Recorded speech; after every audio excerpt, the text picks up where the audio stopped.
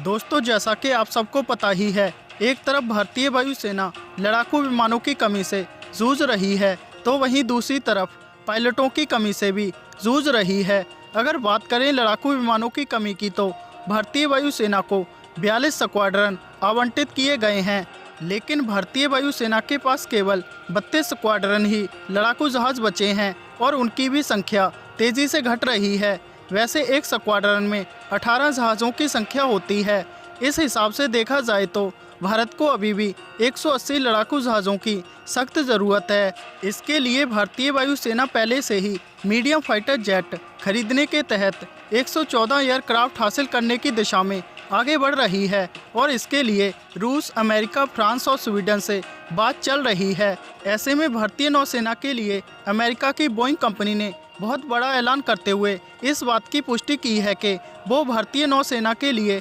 F-18 super hornet लड़ाकू जहाज़ों का परीक्षण कर रही है। दरअसल बोइंग कंपनी ने दावा किया है कि उसने भारतीय नौसेना की आवश्यकताओं के ऊपर न केवल बहुत करीब से अध्ययन किया है, बल्कि ये परीक्षण भारतीय नौसेना की ज़रूरतों के आधार पर किए जा रहे हैं। ऐसे में बोइंग कंपनी की माने तो F-18 लड़ाकू जहाज़ भारतीय नौसेना के तीनों aircraft carrier INS Vikramaditya, INS Vikrant, जिसे 2022 तक चालू किया जाना है, और INS विशाल, जो अभी भी ड्राइंग बोर्ड पर है, को देखते हुए बनाए जा रहे हैं। और इसके लिए बोइंग मैरीलैंड के नेवल एयर स्टेशन पैकसेंट नदी में ग्राउंड आधारित स्की जंप का उपयोग करके F-18 super hornet fighter jets का परीक्षण कर रही है, क्योंकि भारतीय नौसेना के एयरक्राफ्ट कैरियर स्की जंप वाले हैं और भारतीय वायुसेना के सभी जहाज़ इसी स्की जंप का इस्तेमाल करके उड़ान भरते हैं। हालांकि इस स्की जंप का इस्तेमाल करने का सबसे बड़ा नुकसान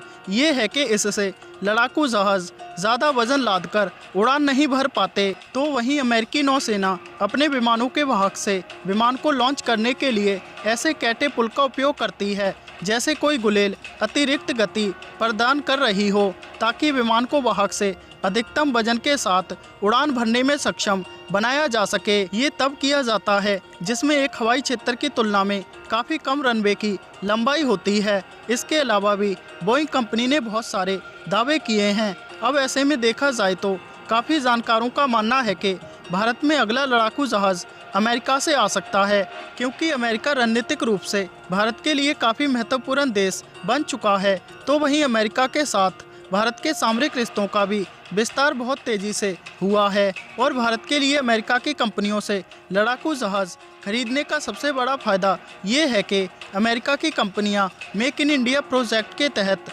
भारत में ही अपने लड़ाकू जहाज़ बनाने के लिए भी तैयार हैं।